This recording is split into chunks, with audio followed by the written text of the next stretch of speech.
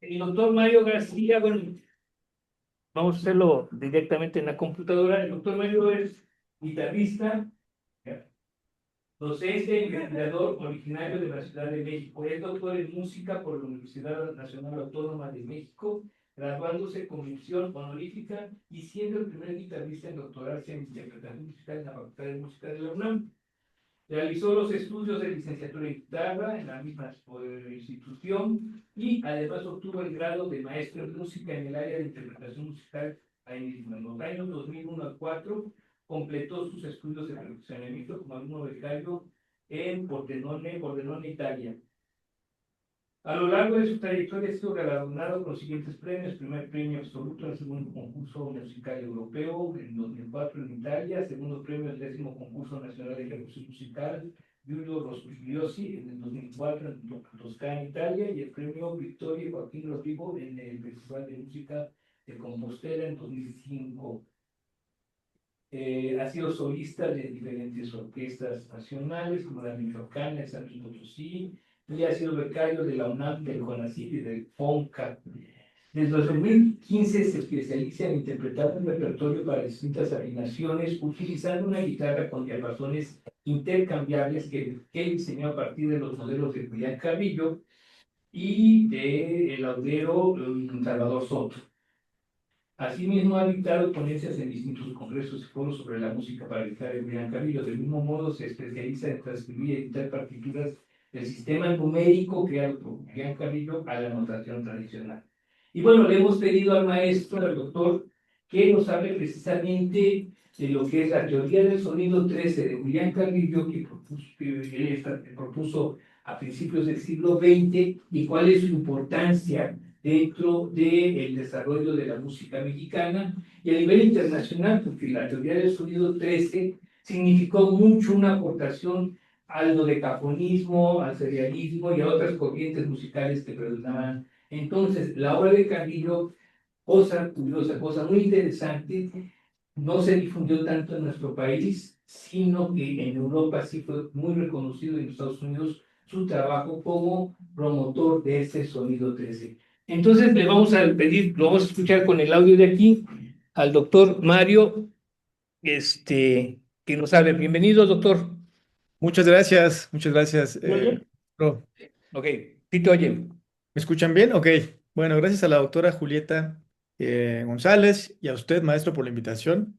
Es un gusto platicarles un poquito de quién fue Julián Carrillo, un personaje extraordinario, más allá de ser un compositor, un músico, violinista extraordinario, por lo que mencionan las crónicas. Carrillo fue, diría yo, que el primer músico mexicano publicista de su propia marca, que fue el Sonido 13.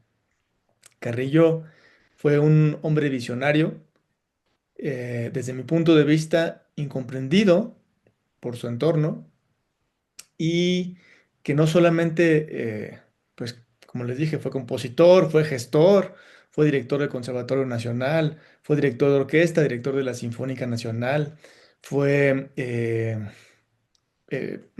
bueno, creó instrumentos, fue organólogo, o sea, creó un sistema musical, un sistema de escritura musical para poder escribir su propia música. Eh, bueno, por eso les digo que fue un hombre extraordinario. Sus hijos fueron, uno de sus hijos fue rector de la UNAM, el otro fue, también creó un vaso regulador por el lago de Texcoco, o sea, fueron personajes extraordinarios. Otro de sus hijos fue secretario de Hacienda. Entonces, hoy en día su legado, yo conozco a sus descendientes. Su nieto, don Ángel Carrillo Soberón, es abogado. Ya ninguno tuvo más trascendencia, pero es decir, fue un hombre que tuvo un legado muy importante en la sociedad mexicana y que les digo, va más allá de ser un compositor. Desafortunadamente, y esto es un canon que se ha dicho muchas veces, un compositor, pues leo yo los textos de hace 20 años y en realidad el status quo es el mismo, o sea, no se ha sabido mucho de Carrillo. Ahorita les voy a tratar de dar un ligero acercamiento sobre todo lo que yo he podido investigar sobre Carrillo y pues bueno, enfocarme digamos que en las partes que el, el maestro Enrique Salmerón me pidió y pues mi propósito es que se acerquen y que ustedes que están en la carrera de musicología, pues también escarben un poquito más sobre Carrillo, sobre su difusión y y que realmente sean nuevas aportaciones. Porque ya sobre Ponce, sobre Revueltas, sobre Chávez, pues hay mucha investigación. Pero sobre Carrillo todavía hay demasiado. Entonces, si son musicólogos, pues mi propósito es sembrarles la curiosidad por saber quién fue este hombre. Y si son intérpretes, si hay intérpretes, como yo que soy intérprete, pues también sembrarles la semilla de querer interpretar su música, de acercarse al archivo y de enfrentarse a todas las vicisitudes que representa el mundo de Julián Carrillo. Bueno, para empezar, me gustaría leerles, realicé mi tesis doctoral sobre una obra en particular de Julián Carrillo que se llama Concertino, que hizo en 1927, pero me gustaría leerles un extracto de su biografía, es lo único que voy a leer para situarlos en quién fue Julián Carrillo. Bueno, Julián Carrillo nació en el pequeño pueblo de Agualulco, en el estado de San Luis Potosí. Es un pueblo mezcalero y se trasladó muy joven a la capital del estado para comenzar sus estudios musicales con Flavio F. Carlos, quien le enseñó a tocar el violín y percusiones. A los 20 años de edad, es decir, en 1895, Carrillo continuó sus estudios musicales en el Conservatorio Nacional de Música. Ya muy grande, Carrillo tenía 20 años, eh, donde tuvo como maestros a Melesio Morales, a Pedro Manzano de violín y a Francisco Ortega y Fonseca de acústica. Y es algo muy curioso porque fue en ese año, en 1895, cuando sucedió la famosa anécdota del nacimiento del sonido 13. Ahorita les voy a decir qué es el sonido 13. En realidad el sonido 13 es su marca. Es la marca que Carrillo eh, creó para, digamos que para hablar todo lo relacionado con su teoría. Pero la famosa anécdota consiste en que al estar experimentando Carrillo con las cuerdas de su violín, escuchó entre la nota sol y la nota la una serie de sonidos intermedios entre esas notas. Carrillo escribiría más tarde que este fue el primer sonido que rompió el ciclo clásico de los 12 sonidos existentes de la escala cromática temperada. Es decir, tú escuchó los microtonos que existen entre el sol y la, los que toquen instrumento de cuerda eh, saben de lo que hablo. Bueno, Carrillo fue un destacado intérprete de violín y gracias a ello obtuvo una beca del gobierno de Porfirio Díaz para continuar sus estudios en Europa, primero en Alemania y más tarde en Bélgica. Eh, Partió a Leipzig en 1899, es decir, 4 años después de haber llegado a la Ciudad de México al conservatorio. Eso nos habla de que era un estudiante con mucho talento, que había estudiado en su pueblo, después en la capital, en San Luis Potosí, que llega al conservatorio y que en 4 años toca en una gala y en esa gala Porfirio Díaz lo escucha y le dan una beca para irse a estudiar a Alemania. Bueno, en Leipzig fue alumno de composición de Salomon Janason, que fue discípulo de Brahms. Eh, Presentó en 1900 una ponencia en el Congreso Internacional de Música en la cual propuso nuevos nombres para las notas musicales. Es decir, fíjense, ya desde 1900 un hombre con una gran creatividad, ¿no? Un innovador, un revolucionario. Eh, Bueno, de 1902 a 1904 se trasladó a Gante, en Bélgica, para continuar sus estudios de violín con Albert Zimmer. De esta época destacan obras como el Sexteto para instrumentos de arcos y el Cuarteto en mi bemol. Me gustaría ponerles música para ir situando todo este contexto cronológico con, eh, con la música de Carrillo. Déjenme poner, a ver si se puede escuchar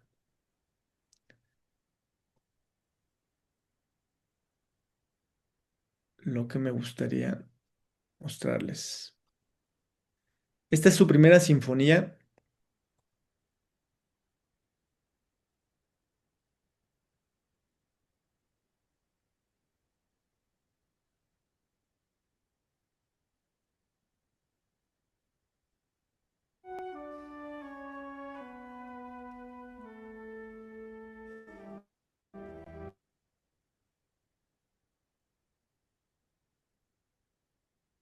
¿Se cortó? ¿Me Imagínate, escuchan? se cortó el audio de la sinfonía. Qué raro. Déjenme checar. Ok. Ahí no ven lo que yo estoy viendo en mi pantalla, ¿no, verdad? No, Vamos a ver.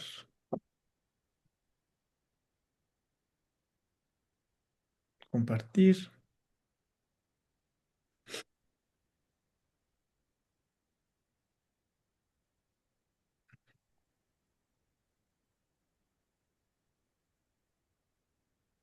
Veamos, veamos.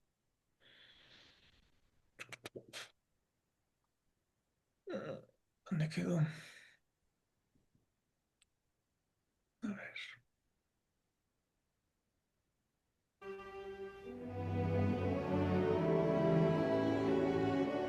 Gracias, profe.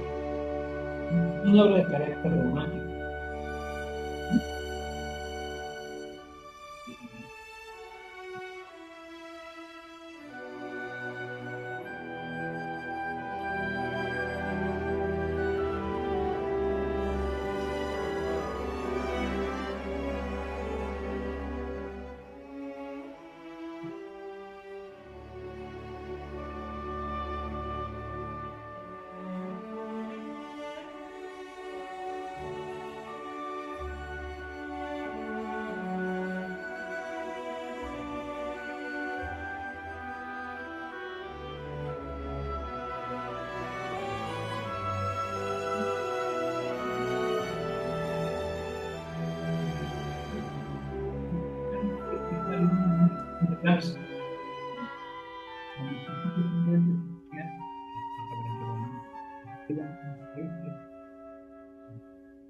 de Brahms, más avanzado que el de Schumann,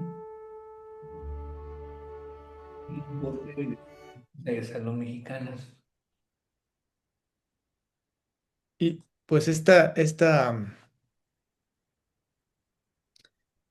obra, les pongo nada más un pequeño extracto, es completamente romántica, o sea, puede parecer Brahms, si lo escucha. Entonces, en esta época que Carrillo está 25 años por ahí, componiendo música completamente romántica. Bueno, Carrillo forma parte en Bélgica de la Orquesta Sinfónica del Concertgebouw como violinista. Es decir, estamos hablando que era un violinista muy destacado. Y regresa a México en 1905, donde se incorpora como maestro al Conservatorio Nacional de Música. em, y de 1913 a 1914 fue director del Conservatorio Nacional de Música durante la presidencia de Victoriano Huerta. Pero la caída de Huerta provocó la destitución de Carrillo y un exilio de 4 años en Estados Unidos, en Nueva York. En Nueva York funda una orquesta, American Symphony Orchestra, con puros paisanos mexicanos, pero solamente pudo ofrecer un concierto. Carrillo desde muy temprana edad, ya en esta época escribe sus primeros libros, que es el Pláticas Musicales de 1913 y el Tratado Sintético de Armonía, que es un libro excelente, se lo recomiendo ampliamente. Eh, Carrillo entonces permanece 4 años en Estados Unidos, en Nueva York, y en 1918 regresa por recomendación de Venustiano Carranza a México. 2 años más tarde, en 1920, recibe la dirección de la Orquesta Sinfónica Nacional. eh, y por segunda ocasión la dirección del Conservatorio Nacional de Música. Tiene que renunciar a uno de los dos puestos porque existen nuevos estatutos que le impedían tener dos puestos en el gobierno. Bueno, pero aquí viene lo que realmente es importante y es a donde quiero que vean cómo sucede todo esto abruptamente. Carrillo es un músico completamente romántico, formado en la tradición eh, mexicana, se va a estudiar a Europa y en 1923 publica su segundo volumen llamado Pláticas Musicales. Y ahí habla acerca de la teoría del sonido 13. Bueno, eh, Carrillo empezó a utilizar el término de sonido 13 no solo para referirse, metafóricamente hablando, al uso de microintervalos en la música, sino también a todo lo relacionado con su teoría microtonal, que abarcó desde la construcción y adaptación de instrumentos para la producción de los microintervalos, el desarrollo de un nuevo sistema de escritura musical, como ya se los mencioné, basado en los números, para escribir en el sistema clásico y microtonal, las escalas y los acordes formados a partir de los microtonos, procedimientos para la transformación de microtonos a semitonos y viceversa, así como otros cuestionamientos a las convenciones musicales. Además, y esto es muy importante, por el momento histórico que atravesaba el país y por la coyuntura política y social postrevolucionaria, Carrillo concibió al sonido 13 como una revolución musical. Estamos hablando que estaba sucediendo la Revolución Mexicana entre 1910 y 1920. Así que Carrillo propuso tres postulados fundamentales para la teoría del sonido 13, que eran simplificar, enriquecer y purificar la música. Para Carrillo, la simplificación significaba en la utilización de un sistema de números, es decir, en lugar de utilizar el pentagrama, Carrillo propone que el cero fuera la nota do, el uno, do sostenido, dos, tres, así sucesivamente, hasta llegar. Por eso son 12 sonidos. Ujú. Lo que él llama sonido 13 es, digamos, es solamente una marca. Es decir, el sonido 13 es como un sonido extra, pero metafóricamente hablando. Pueden ser 16avos, tercios, cuartos de tono, lo que sea. ¿Podrías Eh, explicar, por favor, por qué le dices que es una marca, es como una marca comercial, ¿no? Eh, sí, ¿Por qué dices, cómo sustentas esa parte? Para que lo comprendan. Porque hablábamos que el sonido 13 históricamente nos lo han enseñado como parte de una teoría musical, pero no como una marca. claro. Esa es una interpretación mía. Ahorita les voy a sustentar Ah, ok, todo. sí, gracias. Eh, Porque nos han enseñado, cuando decimos sonido 13 o al menos a mí en la escuela, también era como la música microtonal, ¿no?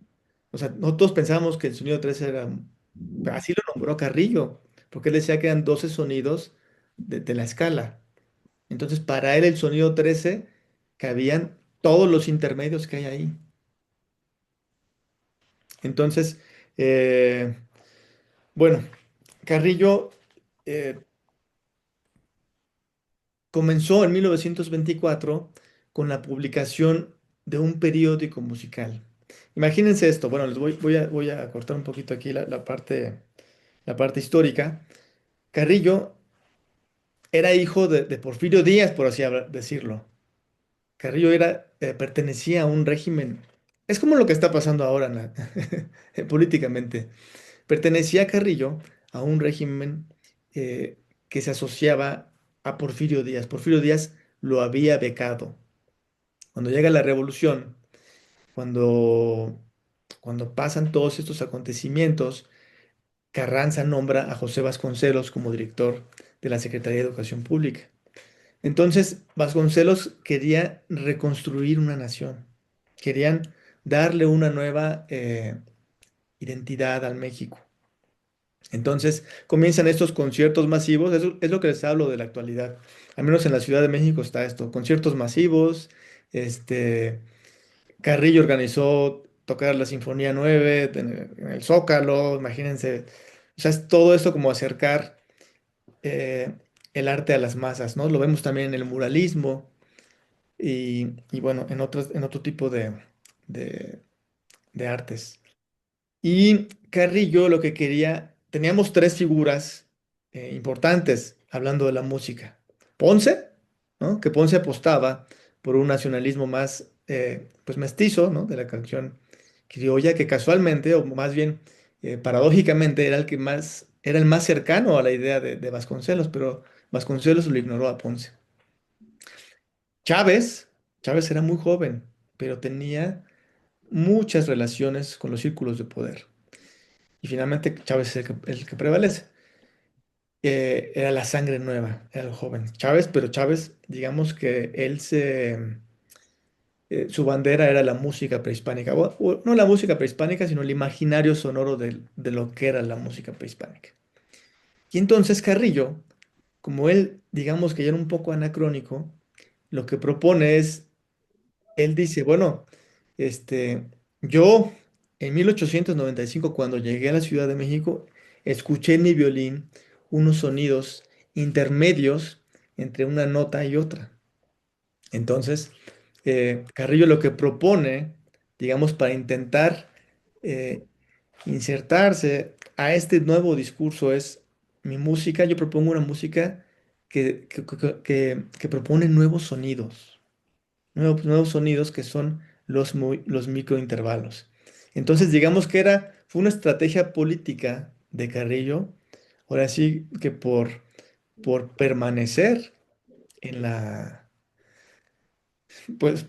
digamos que permanecer en la actualidad de lo que significaba el Nuevo México.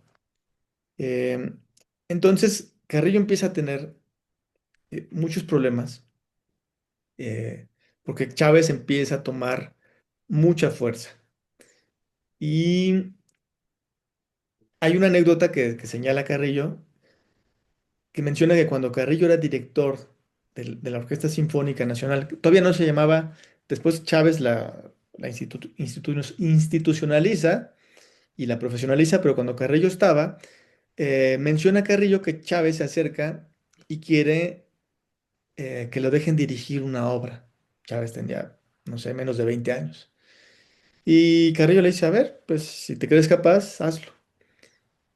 Carrillo menciona que Chávez fue incapaz de dirigir la orquesta, lo cual me parece bastante lógico porque era pues muy joven, conocemos cómo es en general el mundo de la orquesta y de los atrilistas, y lo detuvo.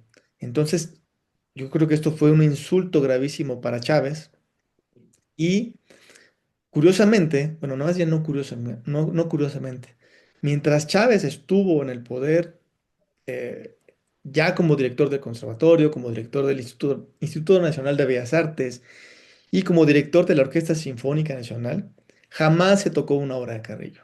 Jamás. Jamás. Entonces sí fue algo personal que trascendió muchos años. Entonces cuando Carrillo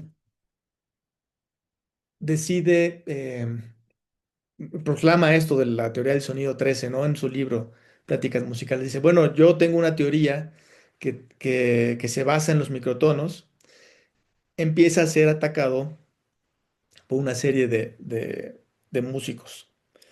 Em, y le dicen que si tanto lo empiezan a picar un poquito en su orgullo, le dicen que todo esto que menciona está bien, pero que realmente quieren pruebas. quieren pruebas de que de estos sonidos se pueden, pues, tocar, escuchar. Entonces, eh, Carrillo, pues, se da la tarea de crear nuevos instrumentos. Es decir, él propone una teoría microtonal, pero, pues, realmente los únicos instrumentos que podían hacer microtonos eran los instrumentos de cuerda frotada, es decir, violín, el violonchelo, contrabajo. Y lo que hace Carrillo es, por ejemplo, el primer instrumento que modifica es la guitarra. ¿Qué hace con la guitarra? Pues bueno, donde están los trastes, aquellos que sean guitarristas, pues divide a la mitad del traste. Entonces, donde tenía semitonos, ahora Carrillo tiene cuartos de tono. Después manda a modificar pues una cítara, aquí las vemos en la parte de abajo. Manda a modificar una cítara y las afina a distintas distancias. Es decir, hagan de cuenta, una cítara la pone a 16avos de tono, a una distancia de 16avos. O sea, 16 cuerdas, por ejemplo, de do a re, de do a re, y pone 16 cuerdas afinadas en 16avos de tonos temperados. Después crea un instrumento que se llama octavina, que es ese instrumento que está en medio, que parece como una caja de zapatos, y la ven ahí larga con un mástil muy rudimentario. Modifica trompetas, es decir, o sea, él para probar sus teorías tenía que crear instrumentos. Y bueno, entre sus discípulos tenemos a Vaqueiro Foster, Rafael Adame, Elvira Larios, no sé, la verdad es un montón. ¿Quién más? José María Torres. Hay músicos que son un poquito desconocidos. Y digamos que el grupo opositor a Carrillo, que siempre se decía que los opositores estaban liderados por Chávez, teníamos a Estanislao Mejía, Alba Herrera y Ogazón, Jesús C. Romero, Ignacio Montiel, Luis A. Delgadillo, Pascual H. Toral, Roberto Gutiérrez Areola y Manuel Barajas. Algunos les podrán sonar más, eh, bueno, a mí algunos me suenan, como Stanislao Mejía, obviamente, Alba Herrera, pero otros no los conozco. Entonces Carrillo propone pues los nuevos instrumentos y se empiezan a mandar cartas a través del Universal, tanto el grupo de los nueve, liderados por Chávez, como Carrillo y sus discípulos. Se empiezan a mandar cartas y el director del Universal, pues muy hábil, le dice a Carrillo, bueno, pues el Universal va a patrocinar un concierto del Sonido 13 y pues bueno, pues muéstranos lo que puedes hacer. Así que Carrillo presenta el primer concierto del Sonido 13 realizado en el Teatro Principal de la Ciudad de México el 15 de febrero de 1925. Carrillo tenía ya 50 años. Al centro podemos ver a Julián Carrillo, por ahí está Rafael Adame en la guitarra, Vaqueiro Foster me parece que tocaba la cítara, y bueno, alumnos de él del conservatorio. En el primer concierto del Sonido 13 tocan el Preludio a Colón. Si les parece bien, se los voy a poner para que vean el cambio tan abrupto que tiene Carrillo. Es un músico romántico de la tradición de, eh, de Brahms, ¿no? O sea, sucesor de Brahms, por así decirlo.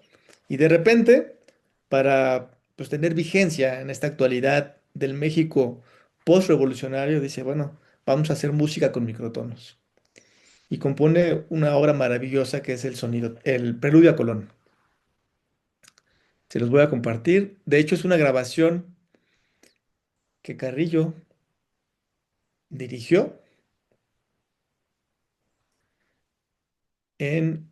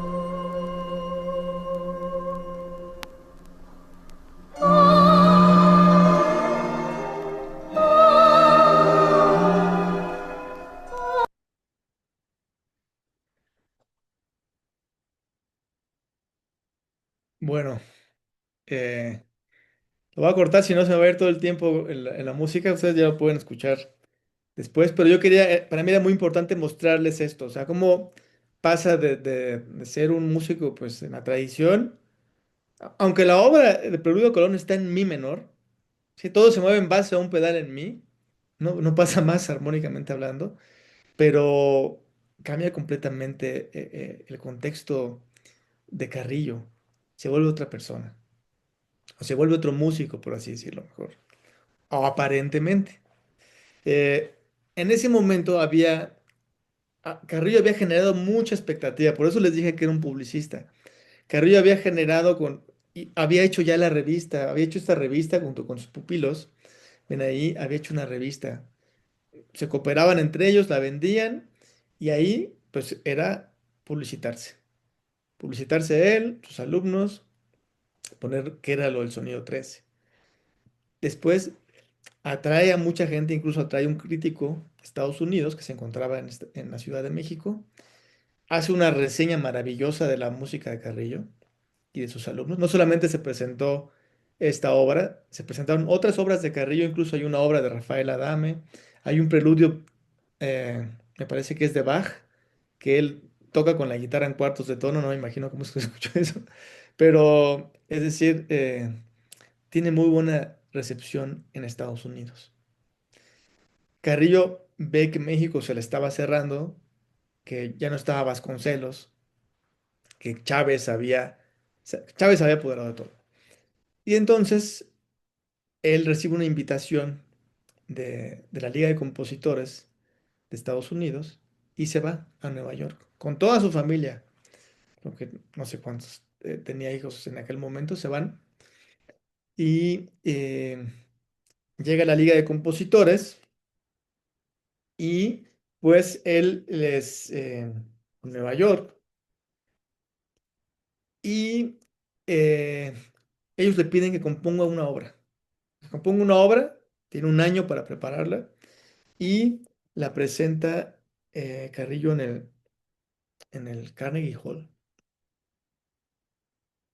Y pues bueno, Carrillo conoce a Leopold Stokowski, que fue una figura importantísima para muchos, no solamente para él, sino también para Chávez.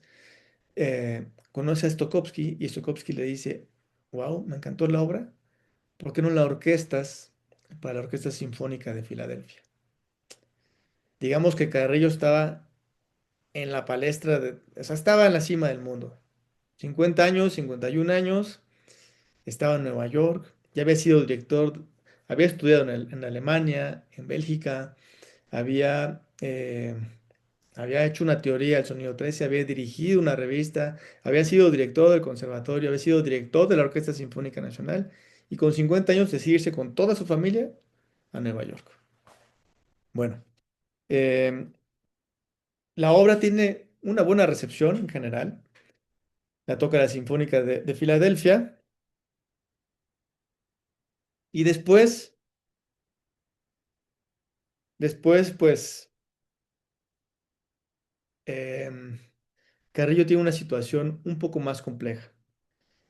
Em, Carrillo regresa a México,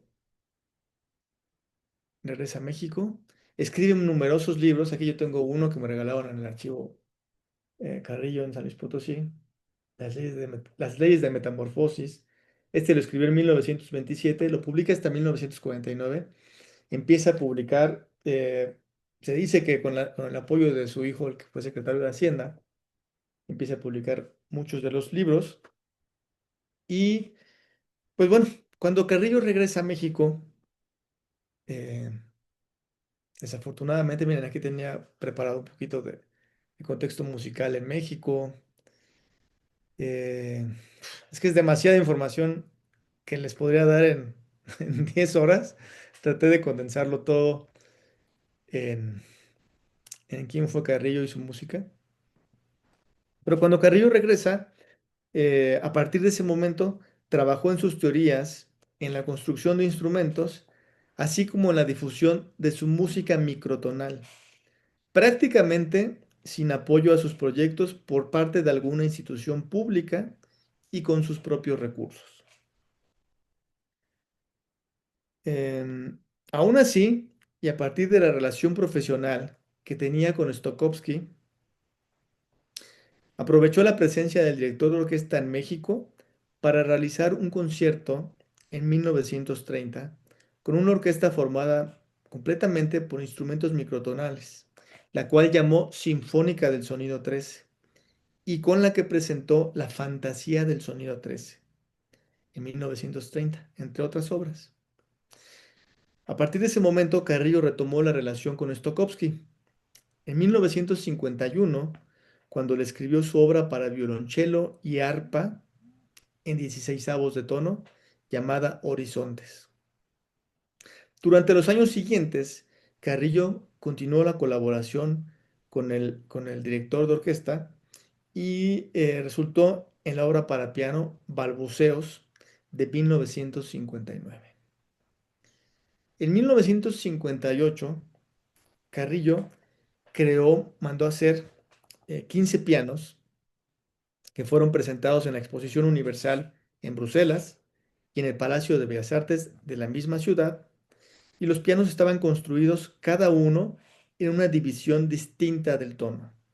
Un piano en tonos enteros, estos pianos están actualmente en la ciudad de San Luis Potosí, en el Centro Julián Carrillo. Un piano es por tonos enteros, otro piano en cuartos de tono, otro piano en tercios de tono, otro piano en cuartos de... Así hasta llegar a los 16avos de tono. Son 15 pianos. Fueron fabricados por Carl Seuter en Alemania. En los últimos años de su vida, Julián Carrillo se propuso dejar un testimonio sonoro de su obra. Así que viajó en 1960 a Francia para comenzar una serie de esporádicos viajes al continente europeo, que culminarían con la grabación de una selección de su música entre 1960 y 1963. Tanto en el sistema clásico de los semitonos como en el sistema microtonal. Carrillo activo como compositor hasta los últimos años de su vida, lo que redundó en sus obras Segundo concierto para violín en cuartos de tono de 1964 y su Misa a capella para cuartos de tono. Esta fue su última obra en 1965. Carrillo murió de cáncer en el hígado en 1965. Me gustaría que escucháramos estas obras. Yo las tengo, me las grabaron en el fondo reservado del CENIDIM hace muchos años, porque no están ni en Spotify ni en nada. Y esta obra, esta misa para cuartos de tono, se las voy a poner para que escuchen un fragmento de cuál fue la última obra de Carrillo. Podríamos hacer una visita, ahora sí que, por así decirlo, guiada de todas las obras de Carrillo para que vean su evolución, pero me gustaría que escucharan esta última obra.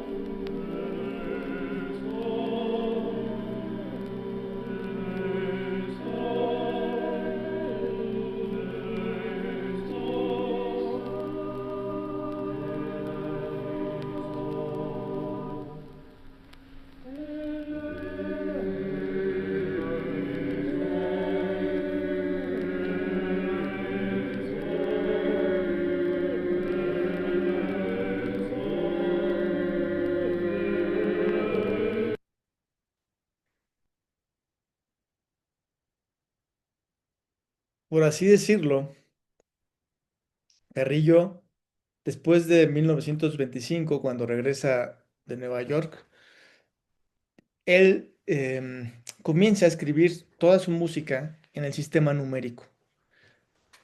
Es decir, en lugar de encontrar nosotros las partituras en un pentagrama, empieza en el sistema numérico. Em, cuando Carrillo decide, cuando Carrillo decide grabar su música en Francia, se encuentra con... ¿me escuchan? Sí, ok. Carrillo se encuentra con que tiene que adaptar nuevamente sus números a una partitura, porque los intérpretes en Francia no iban a aprender a leer de los números. En realidad es un sistema muy simple, pero pues digamos que su revolución pues no fructificó, no pudo cambiar la tradición que era lo que él proponía. Entonces Carrillo se aisló. Afortunadamente pudo editar algunas de sus obras en la editorial Jobert, que después ahora es más Max Sechig, y todavía se pueden encontrar algunas de sus obras editadas en Francia. En México lo que se tiene editado es eso de Jobert, y yo hice transcripciones de dos obras, una para mi tesis de doctorado, que fue la interpretación del concertino. Aquí estamos. Y hace poco, hace unos años, transcribí otra obra para el Cepro Music, un capricho para corno, pero se iba a estrenar hace 5 años en el Foro de Música Nueva, pero llegó la pandemia y todo se acabó. O sea, no se ha estrenado la obra. Entonces, el sistema numérico de Carrillo no es difícil, es un sistema muy fácil, eh, porque él lo que quería, de hecho, si lo vemos o sea, desde una perspectiva política, él quería acercar la música al pueblo. O sea, no quería, o sea, quería que todo mundo pudiera leer una partitura, o sea, que no tuviera que ser el pentagrama, o sea, una barrera. De hecho, proponía dentro de sus tantos apuntes que tiene, una especie de órgano que se llamaba carrillofón, que era un organito así pequeñito, de 2 octavas, para que la gente aprendiera a tocar. O sea, que no tuvieras que tener un piano vertical o un piano de cola en tu casa, sino que tuvieras un pianito como esos de niños, pero con un sistema y con tus números aprendes a tocar, es decir, socializar la música. Desafortunadamente, pues no se pudieron concretar sus ideas, al menos de la escritura numérica, que obviamente sabemos que tiene eh, referencias pues, a las tablaturas de música antigua. Em, y, pero él siempre se proclamó como un inventor, él se proclamó, y ahí es donde tuvo el gran problema con Chávez, porque él se proclamaba el descubridor de los microtonos. Y Chávez le decía, oye, pero, pues, ¿cómo va a ser tú el descubridor si los microtonos existen desde la época folclórica? Pero por eso digo que él era un publicista. La publicidad muchas veces no es cierta. Entonces, Carrillo decía que el sonido 13 había sido él el descubridor.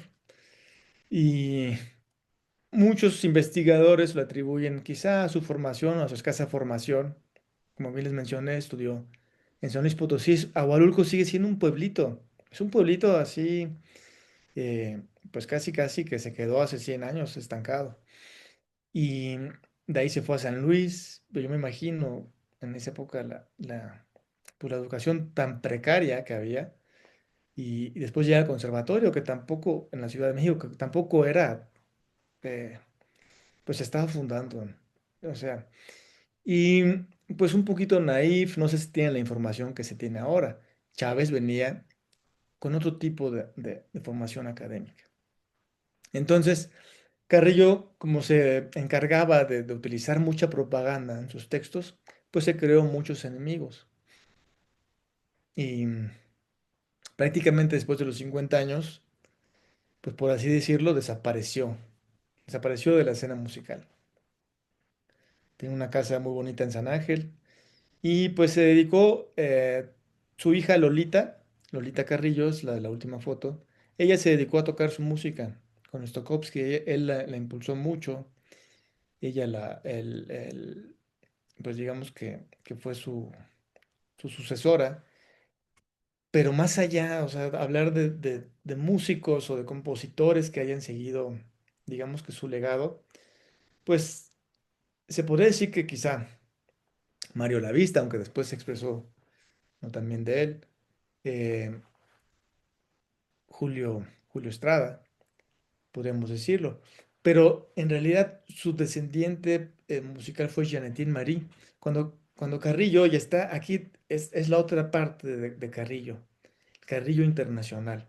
Yo lo sitúo a Carrillo ahorita como un Carrillo en el México posrevolucionario, pero paralelamente en Europa y en Norteamérica el microtonalismo tuvo un boom impresionante en el siglo XX, y surgieron compositores como, miren, aquí estamos hablando, las primeras obras microtonales eh, son desde tiempos muy, muy, muy, muy, muy remotos, ¿no? Como Carrillo decía. Eh, pero Carrillo, digamos que lo podemos situar a él con tres músicos que trabajaron con los microtonos temperados, que son Carrillo, Alois Saba, un checoslovaco en aquella época, e Iván Vishnegradsky, un ruso que también trabajó con la teoría del color.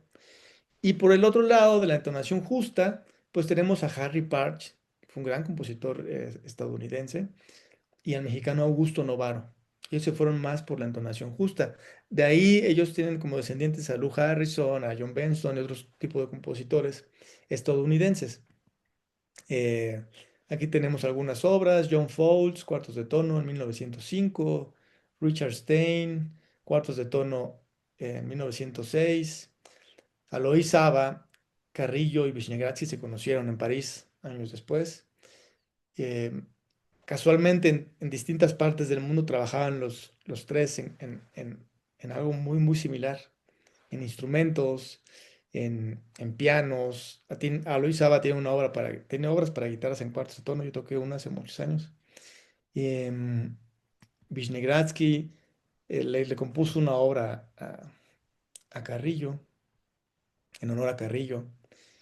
Y por ese lado, Jean-Étienne Marie, yo podría decir que fue, digamos, su sucesor en Europa. Después Julio Estrada y Mario Lavista estudiaron con él.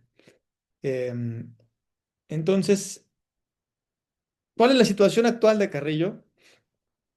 Pues bueno, que se toca una vez yo hice mi tesis doctoral hace 10 años. Bueno, más bien no. Tocamos el concertino hace 10 años con la Sinfónica de Michoacán y con la Sinfónica de San Luis Potosí. Uno de sus más grandes promotores fue el maestro José Miramontes Zapata, el director de orquesta de la Sinfónica de San Luis, que acaba de fallecer hace unos meses. Él grabó, si ustedes van a Spotify van a encontrar mucha música de él. Otro es el director Miguel Salmón de Real, él también ha grabado mucha de su obra. Pero lo que hay ahorita es que se toca una vez en este cuando es onomástico, la Sinfonía uno, la Suite Los Naranjos, hay un sexteto, a veces Liminar, que es un grupo de música contemporánea, toca el Preludio a Colón, otras obras. Eh, mm, bueno, yo voy a hacer, bueno, no me gusta hablar de mí, pero vamos a hacer un proyecto con la obra integral de Carrillo, con unos amigos, con José Luis Navarro, con José Luis Segura y con Alejandro Nava. Vamos a grabar toda la obra integral con apoyo del FONCA, pero yo creo que nos dieron el apoyo porque es año de onomástico. Y y pues yo los invito a que se acerquen a la música de Carrillo, a la escucha. No es difícil transcribir el sistema numérico en la notación tradicional, no es difícil. Mucha de su obra está en el archivo Julián Carrillo y la familia donó toda la obra de Carrillo, los pianos, al gobierno de San Luis Potosí. Y si lo hubieran donado a una universidad en Estados Unidos, pues tengan la certeza de que ahora todos tendríamos obras de Carrillo, o sea, ya se hubiera hecho algo. Pero desafortunadamente, y esto lo menciono a título personal, cuando se donan la obra a un gobierno, pues no les interesa. Quizá a una universidad, a la UNAM, a la Universidad Veracruzana, puede ser, a la Universidad de San Luis Potosí, pero cuando cae en manos de instituciones que no tienen ningún interés en la música, pues pasa lo que pasa y no se ha rescatado nada. Eh, yo todavía tengo relación con algunos de los nietos, ya son personas eh, mayores, y pues yo los invito a que se acerquen a este hombre y a que continúen descubriendo el legado de lo que fue Carrillo. Aquí yo pongo en mi bibliografía Carrillo tuvo, no sé, hizo como 20 libros, editó. Em, para mí, de los mejores es el Tratado Sintético de Armonía, las leyes de metamorfosis que propone a través de bueno, no me quiero meter mucho en eso, pero cómo puedes hacer la música de semitonos cómo la puedes transformar a cualquier fracción del tono.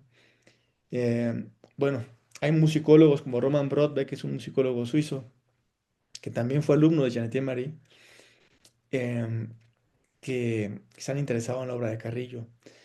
Déjenme comentarles que Carrillo le regaló algunos pianos a Jean-Etienne Marie y cuando murió Jean-Etienne Marie, su hija los, me parece que los subastó, en mi tesis lo tengo bien documentado, los subastó y la Universidad de Zúrich en Suiza los compró.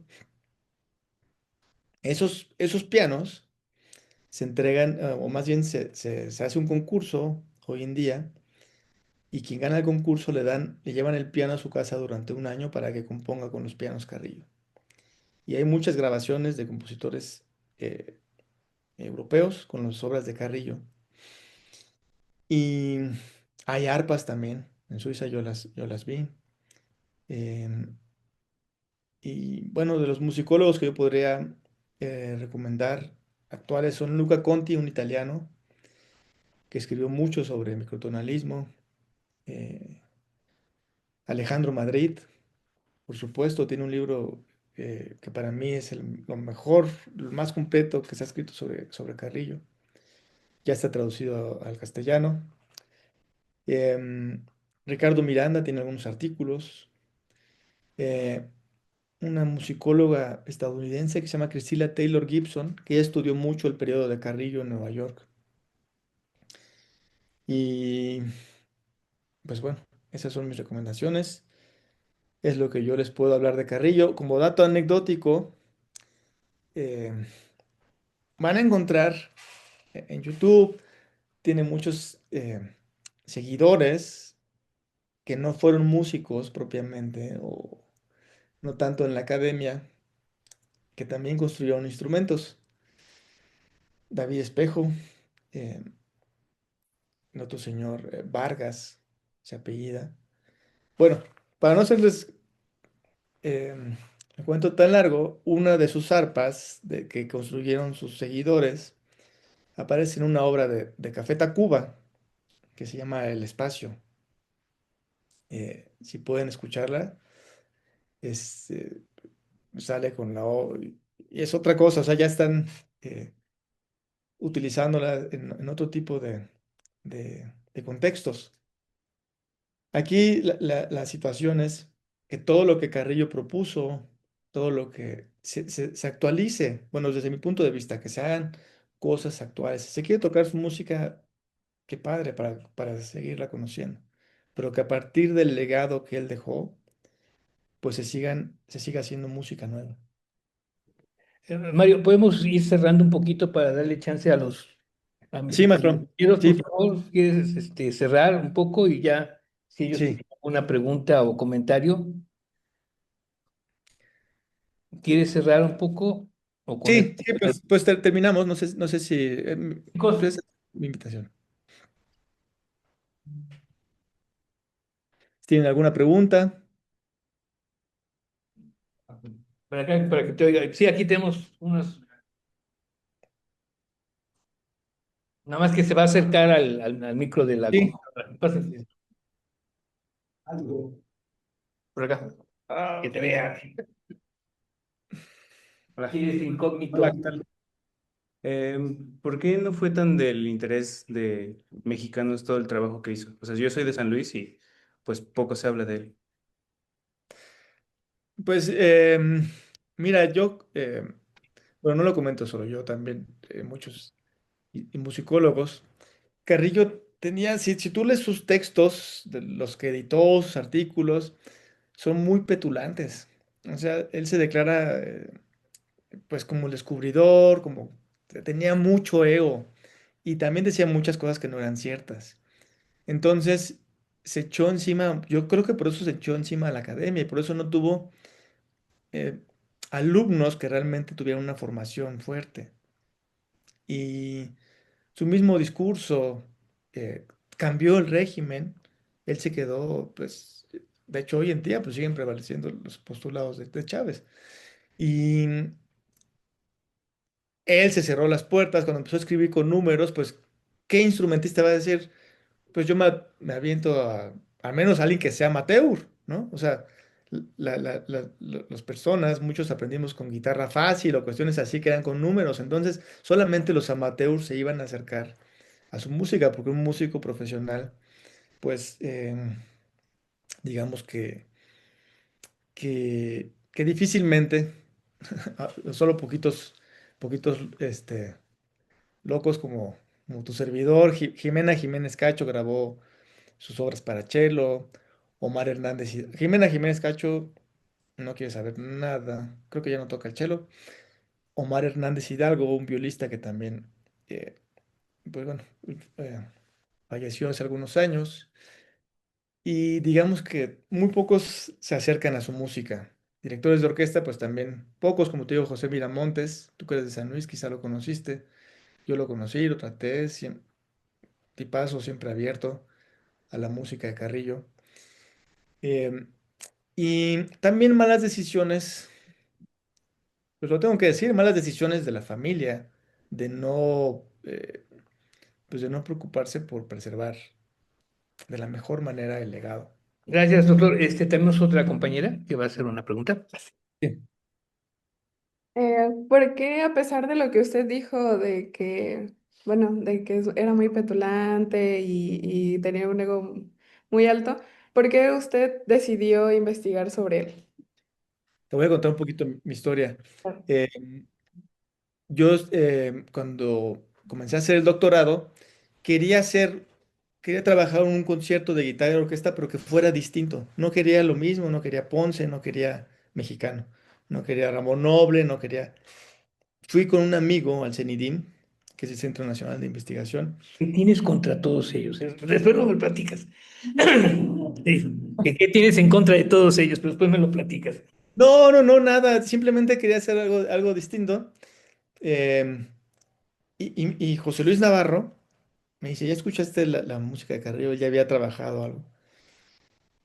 Y empezamos a buscar en el catálogo y había un, o sea, concertino para guitarra, octavina, no sé qué.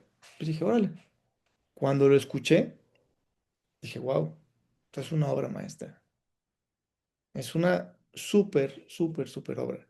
Entonces, si yo hubiera conocido a Carrillo por sus textos, seguramente tampoco me hubiera acercado a su música, pero yo lo conocí por su música y yo realmente conecté con su música. Si ustedes escuchan la Sinfonía uno por ahí en Spotify también está la Sinfonía 2 que es preciosa, los naranjos van a decir, wow, es muy bonita. La música microtonal les puede o no gustar, esto ya es cuestión de cada quien. El Preludio de Color me parece una super obra eh, y tiene mucha música, tiene unos cuartetos de cuerda que se están grabando ahorita en Nueva York, ya tiene muchos años que se está llevando a cabo la integral de los cuartetos de cuerda de Carrillo.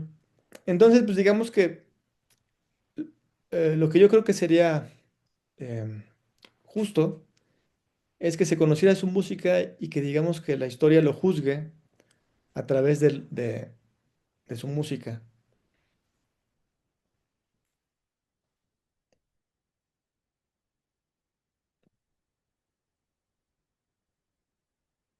¿Vas a preguntar algo?